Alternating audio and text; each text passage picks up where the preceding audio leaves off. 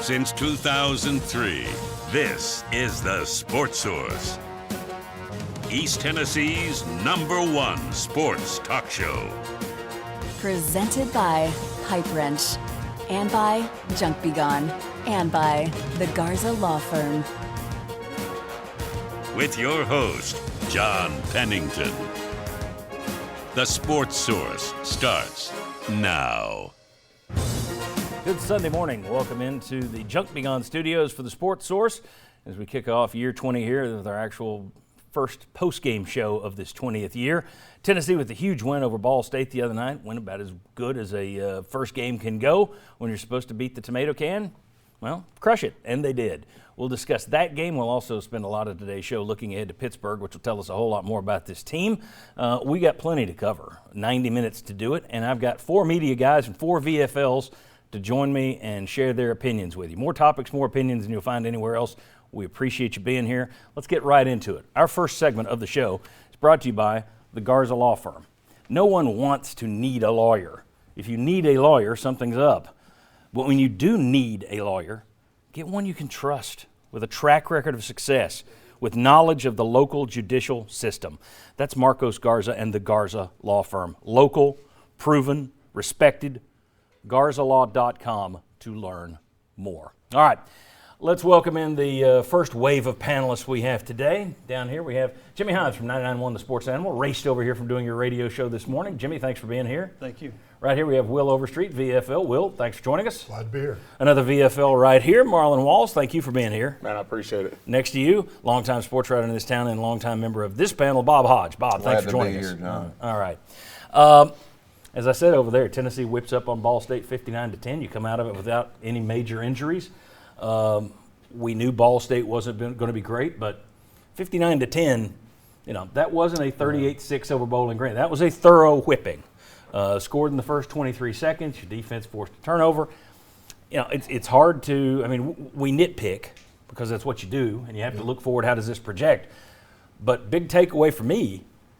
That went about as well as it could go, I would think, was my take. Jimmy, I'll start with you, and we'll get everybody's big takeaway. If you had a lead story from this, what is it? Well, I've gone back and forth. There are a lot of different ways you could go with this, and I have. I'm going to go with the offense. I'm going to go with the offensive efficiency. I think the fact that you scored out of your first 10 possessions, you had 8 touchdowns and a field goal. Your quarterback only played 1 series into the second half, accounted for 4 touchdowns in the first half. You had 7 receivers that caught at least 2 passes. You had over 200 yards rushing, over 300 passing. That's pretty efficient. I just thought the way they went on offense, I was very impressed with that. They picked up sort of where they left off last year. Gentlemen? I came away with the same takeaway that Jimmy did, and I'm going to throw in there too. I was impressed by how clean the offense played in the first half because you didn't – remember last year we were talking about, God, this team, his teams, Heupel's teams have a lot of penalties. Yeah. They came in, they were very clean. I thought they were, the nitpicking is going to come a little bit later because I think there are things that you can nitpick out of this game. Mm-hmm. But I think it was one of those games where you walk away, you go, man, that was great, and you still have some things to get on your players about during the week in practice. But I thought, you're right. Tomato can, crush the tomato can. That's exactly what they did. Marlon, from a coach's perspective, you want to, on a big win, you want to stay healthy, but it doesn't hurt that you've got some things you can get in there and say, all right, we need to clean this up, clean that up. Along those lines, as Bob pointed out, I think that was pretty much what you got here. My issue wasn't I knew the offense was going to do what they were going to do. I figured year 2 in this system, the only thing you can do is be more efficient. And I thought that Tennessee did that when they came out, scoring on the possessions.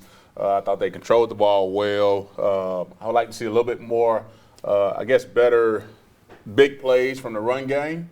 But overall, offensively, I thought they were going to show up exactly how they showed up.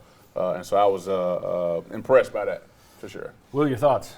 Yeah, they took care of business, and offense was clicking the entire time. I think, though, you also leave with that going – the defense has been slower to pick up. They looked a little more rusty. There are a lot more things in that film that I'd say you have to get better this next week, or it is going to be concerning going into the SEC play as well. That said, I will caveat that. I agree with you. There are some things that make you raise your eyebrow. But I didn't go into that game thinking Ball State would only score 10 points. Now, granted, they fumbled untouched at the at the pylon, so you had that. But overall, I thought the defense surprised me more than the offense, simply because I expected Tennessee to put in the backups, and here's where Ball State gets their 17 or 24 or something against that. So 10 points in the opener, bit of a surprise for me. Overall, go ahead. I was just going to say, that's the one thing about these opening games against a MAC team is, I thought the defense, you're sitting there going, they're not doing a whole lot. Occasionally they broke off a run here. You had some open receivers there. I think at one time their third down conversion rate was a little bit high. But, my biggest takeaway from the game is on defense, I don't think you can have a biggest takeaway from that game. And that is nothing against Tennessee. I get it. It's just not a large sample size. Exactly. And against an opponent and against that foe, that physically, athletically, you just got them outmatched. I think he could have gone out there and ran the most basic scheme in the world. I do, but there was things where you weren't outmatching winning your one-on-one. And that's where it's a little bit like, well, why wasn't a guy just – you saw a guy at Ohio State yesterday, 51. Yeah. He would just whip the offensive lineman in front of him. Yeah. You didn't see much consistency in I'm going to whip the guy in front of me on the defensive line. So that's where I do get concerned that it is the MAC. It is that. Mm-hmm. They were doing some things to prevent that, but at the same time, you didn't see a lot of guys just beat their guy quick and I'm in the backfield. That's where I do have a concern. I'm trying not to go to that point yet, Will, and I see exactly what you're talking about, but I'm trying not to. The two ex-defensive guys are ready to When's the next segment? We're pausing. I'm seeing what was interesting was I saw defense like, well, they're playing a little bit too much of a cushion here, and they could have done this better. And for 37 minutes, they were pitching a shutout. Yeah. So that may say a lot about Ball State, but still the defense did what it needed to. They forced 2 turnovers. They had a gift turnover on the fumble you're talking about, but they did get a couple of interceptions, and so there were some highlights from the defense, but I saw enough things in there. It's like, they can do better here, and yet, again, 37 minutes, you did give up a point. Yeah, I may be wrong here. We may get to the end of the year and see that Ball State's worst team in the MAC, but what you saw on Thursday looked to me more like what I expect to see against Akron, a team that had to go into overtime to beat an FCS team against a UT Martin, is who Tennessee in the past has beaten 50-0 or something. Yeah. Ball State, they're not on your level. They're a MAC team. But still, that's not an FCS team. So I'm torn on this. There are issues. Bob, we talked during and after the game on the phone. I saw the same things these guys did. You did too. But it's hard for me to be too nitpicky when you win 59-10. And I think that's like for the fans. I thought that was a great opening night. Absolutely. I mean, tremendous. Yeah. And let me throw out some kudos here. I didn't hear tons of nightmare scenarios with the digital tickets. So there were some people that got messed up. The people in front of me in line had a nightmare scenario with their digital I think ticket. they were individual, but let's put it this way. Last year, I followed the New England Patriots. They went all digital last year. The first game they did it, and that's a 60,000-seat stadium. First game they did it, there were entire sections that weren't filled until after the first quarter and into the second quarter. So when I look at Tennessee trying to pull this off with a much bigger stadium, you knew there were going to be screw-ups, but it wasn't torches and pitchforks at the gates. Jimmy, you might have heard differently. What did you think the crowd was, by the way?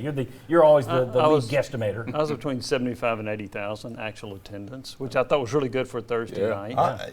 I just know there were the student sections where I heard the most complaints. There were some that missed the first quarter. Oh, there you go. Okay. But most of the student section was full. I thought the student turnout was really good. All right, tell you what. I thought the stadium shows the enthusiasm for this season. Thursday night, Ball State, and you had that kind of a crowd. Yeah. I think a couple of years ago you'd have been lucky to have 60,000 people there. I agree. Yeah, absolutely. Well, there were times last year against some inferior foes you had less than that. All right, let's take a look at what's coming up in today's show. First of all, we're going to take a look, did anybody's expectations rise after that big win? Is it going to be offense or defense? That's the key to a Tennessee victory at Pittsburgh. We got a VFL that's going to be doing a demonstration for us today. We're going to be debating UT's pass rush. We had to hold them back a little here in this segment.